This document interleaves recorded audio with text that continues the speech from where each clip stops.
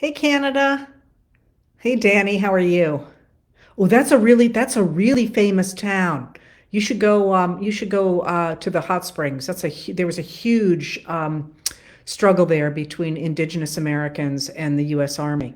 South Carolina, hope you're okay in the fires. Philadelphia, yeah, here's Matthew saying we love you, Canada, just outside of Chicago. Is it cold? It's finally warmed up a little bit here in New England. All right, I'm going to jump in right into stuff today because I've been on the road and I'm going back on the road on Thursday. And what that means is that when I am at home, all the meetings pile up. And I just had a meeting that was supposed to go till 5, got ended early, so I had time to run on here because I want to make sure I say some things this week. And I'm going to try, as I say, to do these more often. And yes, I know Facebook is not going to continue to keep videos. We're moving them over to YouTube, and I'm going to be going live from YouTube, and squad or casting on here in a Facebook going forward. But I want to start with something that's really important. So what happened on February 28th in the Oval Office was really important for all the reasons that I've written about, that it was the turn away of the United States from the post-World War II order in which we supported democracies around the world and supported the UN and supported NATO and so on. But that's not actually what I want to talk about. I wrote a letter about it that day. Feel free to go read it. It's February 28th. But what I wanted to talk about was something else. What happened in that meeting, again, as we know now, looking back, what was happening was that Trump and Vice President J.D. Vance were setting up Ukraine President Volodymyr Zelensky so that they would have an excuse for ceasing for the U.S. to support Ukraine, even though the Congress voted for it to do so, and it is illegal and unconstitutional for them to stop that. But they were trying to set him up. It was very clearly set up. President Vance isn't normally at a meeting like that. That's a presidential meeting. There wouldn't normally be a vice president there. And as I wrote about, they gave credentials to Russian state media, did not give it to Reuters or to the Associated Press for the U.S. It was clearly a setup. But something happened there. And what happened was that when Zelensky started to hint that Trump was handing the U.S. over to Russia when he repeatedly said, "You will feel pressured," which is exactly what happened to Ukraine under Russia. Trump lost it. I mean, you can go look at this tape. It's available video. It's available on YouTube. And you can see all of a sudden Trump cracks and he just pitches a conniption fit. And that really matters because watching that, you will see he loses control. He loses control of the situation, and it turns out to be a complete disaster when all of a sudden he starts talking about Hunter Biden's laptop and Hillary Clinton and Adam Schiff. And I mean, it just becomes a real nightmare. And again, Trump is not in good mental shape. So the reason I say that is because it was clear to anybody watching it, and you can go watch it yourself. It was clear to anybody watching it that it was a complete public relations nightmare for the White House. Aside from everything else, it was terrible. Now, since then, and this is what I wanted to highlight today, social media especially has been flooded with all sorts of excuses for what happened. And you've been sending them to me. Things like saying that Zelensky called Vance an epithet, and so Vance got mad, or saying that Zelensky has stolen billions of dollars in aid, even though Trump's own special envoy to Russia and Ukraine says, no, we know where all the money has gone, and it's mostly been material anyway. We've seen all this stuff, including today I've started to see things circulating about former President Bill Clinton talking positively about Putin in the immediate aftermath of the collapse of the Berlin Wall, at the end of the Soviet Union. And people are saying, well, how come it was okay for a Democrat to do it, but not for a Republican to do it? And I mean, just on that front, that was 35 years ago. The world has changed, and Putin has changed, and many things have changed in 35 years. But the reason I wanted to call that out is because people keep writing to me and saying, is this true? Is this true? And you need to internalize the answer is no.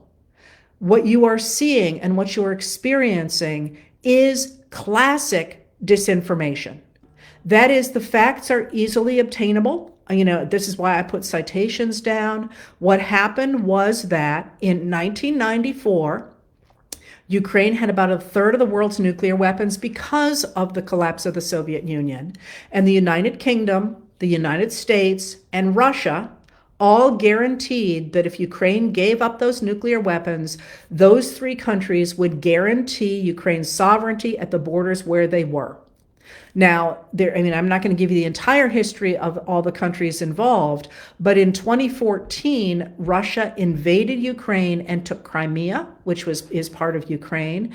And then in 2022, it invaded again to take at least 4 eastern oblasts, that is, regions of Ukraine. And they have been bombing civilian areas and torturing people and killing civilians and and kidnapping children. I mean, this is not a gray area at all. But what you are seeing is the flooding of our social media by Russians or Russian adjacent voices that are trying to convince you that what you are seeing is not real. And mind you, what I am saying, you can check this. You do not have to take my word for it. You can check what happened. You can check it even in places like Wikipedia, which certainly has weaknesses, but is a pretty good summary of what we understand. So you can check these things. But when people send that stuff to you and circulate that stuff to you, they are trying to weaken you and they are trying to weaken the United States of America. Because instead of you being out there saying, what are you talking about? Russia's kidnapping children and murdering, destroying Bucha and destroying, the invading these borders that it promised to hold steady. Instead of doing that, you're now saying, wait a minute, let me figure out if this is true so I can answer the people saying this. This is classic disinformation. It sends you into a no-win situation where you're like, but wait, let me explain it to you. You can't explain it to those people. That's not the point. The point is to waste your time. Now let me move this in so you stop doing you stop feeling certain and you stop doing the things that would stop this. So let me put it in personal terms. You all know people who do this, who behave this way. They are dominating you through the conversation.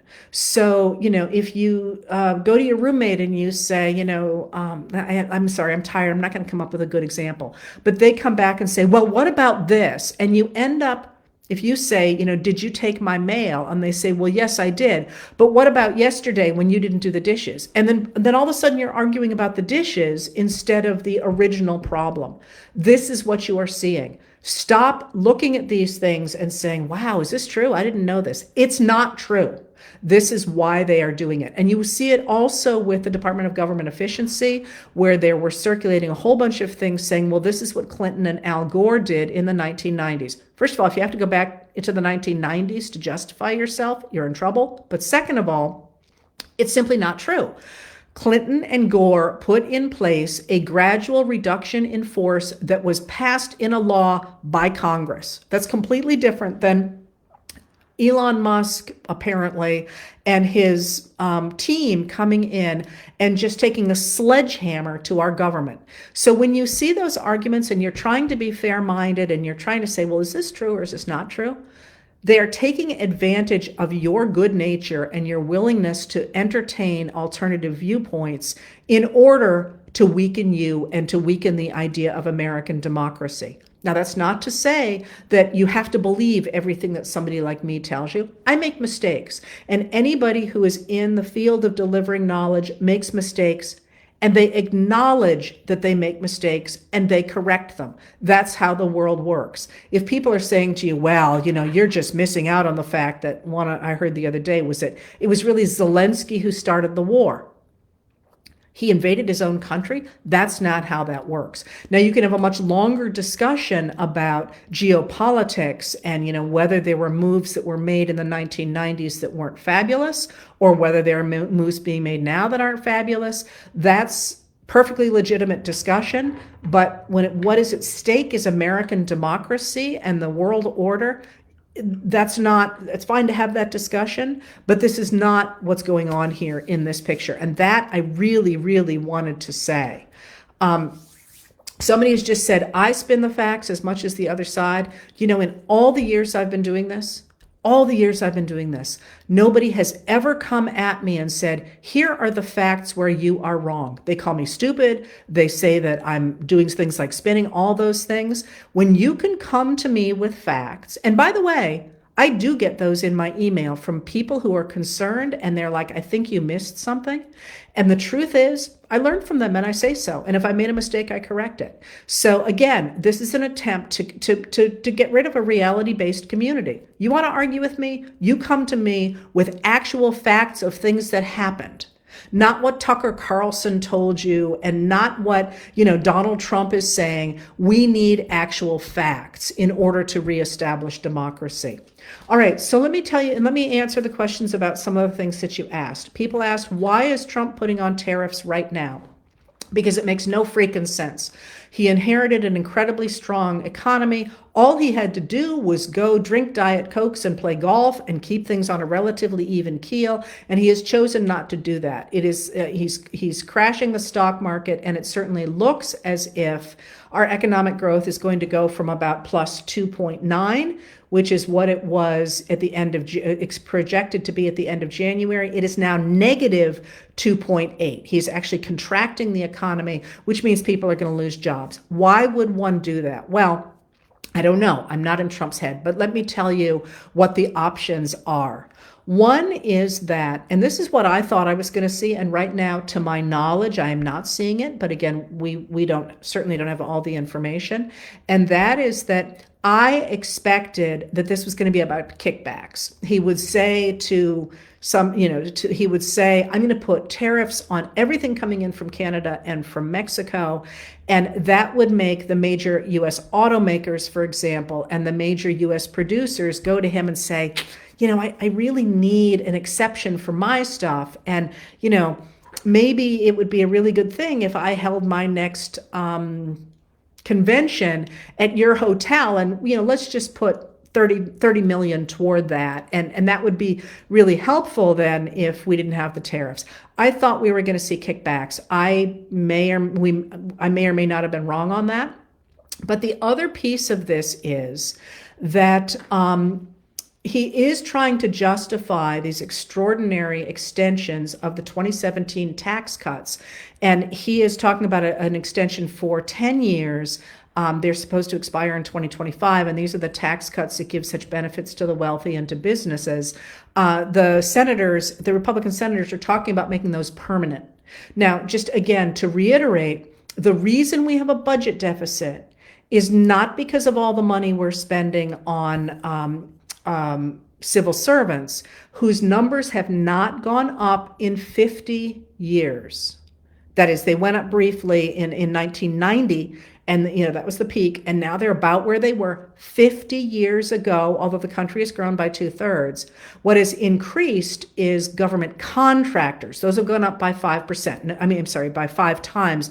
Not by 5%, but by 5 times. Nobody is talking about cutting those. So what has caused the increase is not the government workers. What has caused the increase are the tax cuts under George W. Bush. Remember that under Clinton, who came before him, the budget was actually running a surplus.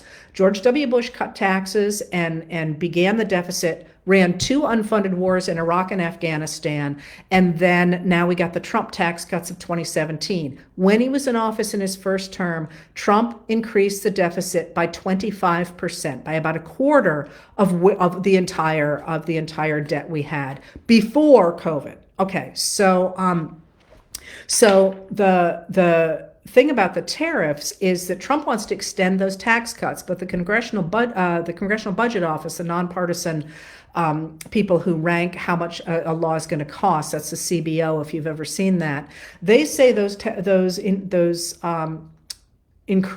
tax cuts are going to increase the U.S. debt by 6 trillion over 10 years.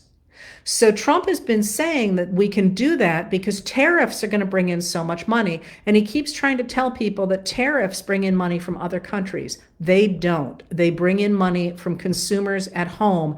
And because they are regressive, that is, it's according to how much you buy. But, somebody who makes a gazillion dollars isn't going to buy any more soup than somebody who makes, 15,000 a year. The taxes tend to fall regressively, they tend to fall on ordinary people. So he might be putting these tariffs on simply to excuse his taxes. Or finally, one of the things that we're important to remember in this moment is that there's a lot of people running around in the government, at the head of the government right now, who don't have the same interests. So sometimes they coincide and sometimes they don't coincide.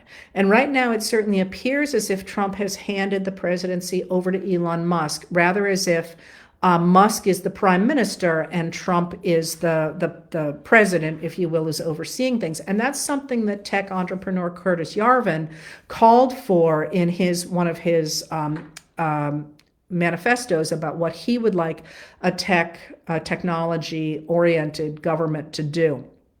That's a rabbit hole I'm not going to go into. I have written about Curtis Yarvin. You people ask me about that. I've written about him on at least 2 occasions. And you can search those things on Facebook or on Substack. Just search for the keyword. Facebook's search engine is better than Substack's in my experience. All right. So the other piece of this, and what the reason I just said there's different things going on, Elon Musk has spoken frequently and very complimentarily of the person who's in charge of Argentina right now, Milei. His name is Javier Milei. And he took Argentina's economy, which was in real bad shape, and he cut it dramatically. He's the first guy with a chainsaw. And he got all the attention for doing the chainsaw. And what he did was he simply slashed everything. And now they're trying to rebuild the economy. But the trick to that is if you slash everything, if you get rid of all the government services, what happens is that you can sell off all those assets of the government. And watch for the word asset. Assets of the government, because this is language that's it's been for a while, to come out of the Trump White House. And the United States government has a lot of assets. And I mean, I'm not talking about what I consider assets, our people, our health, our natural resources, all that. I'm talking about what they look at on a ledger book. And that is things that are valuable. And some of those things are real estate, for example. And you've certainly seen how the Department of Government Efficiency team has gotten into the General Services Administration and is selling off real estate. But it's also our natural resources. And this is something that I'm watching very closely because 3 days ago, I think it was, I've lost track of the days as usual, Trump has called for timber harvesting in our national forests. And I'm very concerned about the idea of selling off our natural resources to private investors, especially in the American West. So it may simply be that the idea is to crash the economy so that everything becomes very cheap, and then people with money can pick it up cheaply. And that is another possible answer. Or maybe, I don't have any insight here as to what the way he's thinking. Maybe he just likes the word tariff. Who knows? But it makes truly zero economic sense to do what he's doing. And I'm not against tariffs in certain ways, but this is simply a way to destroy the U.S. economy. And incidentally, that idea of privatizing public goods is exactly what Viktor Orban did in Hungary, is doing in Hungary, but also what Vladimir Putin did in Russia when he began to rise to power. All right. So another couple of questions here, and that is, you asked about Social Security and what's happening with Social Security and what is going to be done with Social Security. And I think it is clear that what we're going to see with Social Security and Medicaid is that they are probably not going to explicitly cut it, because that would be political suicide. What they are going to do is they're going to make it extraordinarily difficult to get those services. So the cuts to all the Social Security offices, when in fact most elderly people right now go to those offices to get things straightened out, the cuts to all those offices, and I think you're going to see the same thing with Medicaid and Medicare, but certainly with Medicaid, they're just going to make it too difficult to apply. Now, if you remember, that's something that happened in Florida for unemployment insurance before the pandemic, when basically it was almost impossible to get those benefits. So they could say, well, we just don't have anybody getting those benefits. We don't have that kind of problem in Florida. In fact, the issue was that people simply couldn't get them. So my guess is that's what it's going to look like. But one of the things I also want to emphasize is you are seeing, once again, the gaslighting of Republicans who are saying, it's a lie that we're coming for Medicaid. We never mentioned that in the budget resolution. But a way to think about what they did do, and similarly to the SNAP, the Supplemental Nutrition Assistance Programs, which used to be known as food stamps, which are in the Agriculture Department. One of the things that they said we never mentioned that. Well, what they did is they told the committees that oversee those programs, that they had to cut a certain amount, and it's not possible to cut that amount without cutting SNAP and Medicaid. So the way to think about this, I was thinking about this the other day, is if you were working in a job and you had 4 people under you who each made, let's say, $50,000 a year. So your total outlay for your department is $200,000. And your boss came to you and said, I don't care how you do it, but you need to cut $150,000. And then went out to the cameras or went to your employees or the people working under you and said, I never mentioned you. I never mentioned she had to cut you. So that's exactly what they're doing. They're saying, we're taking all this money away from you. We don't care how you do it, but the only way to do it is to go after Medicaid and SNAP benefits. So I'm going somewhere with this, and I have a 5 o'clock meeting, so I'm rushing a little bit. So one of the other things here is, I want to emphasize that one of the things that Trump is doing with his welcoming, for example, of the Tate brothers who were under investigation in Romania and in the United Kingdom for sex trafficking and rape and something else, money laundering, maybe, I don't remember. Don't quote me on that one. The first 2 are right.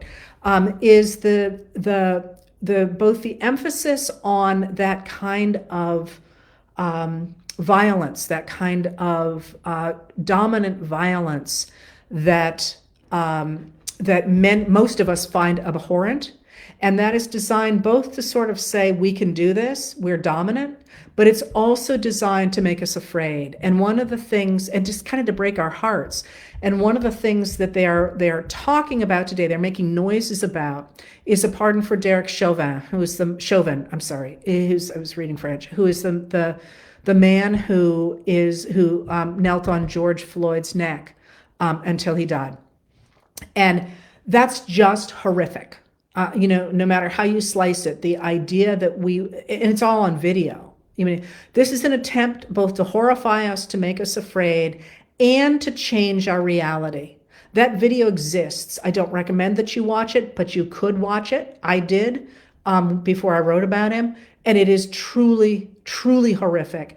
The idea that our leaders would be saying to us, these are the people we want to reinstate in our society with the argument that the Justice Department was unfair, is something that is designed to turn our stomachs and to make us not care anymore.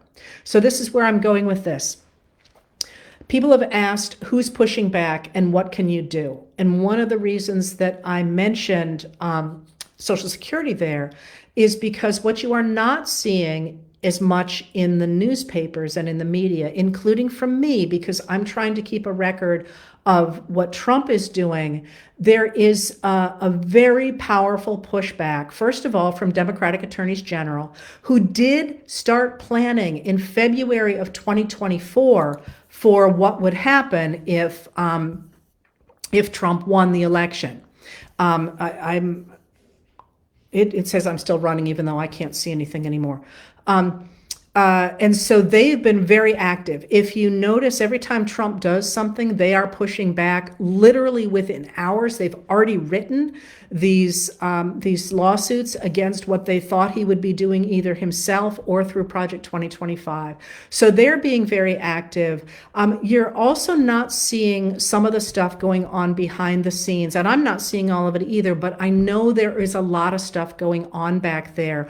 People putting pressure on places that could make a difference. And so the reason that I mention that is because the biggest pushback that you're seeing, and the most important one, is us.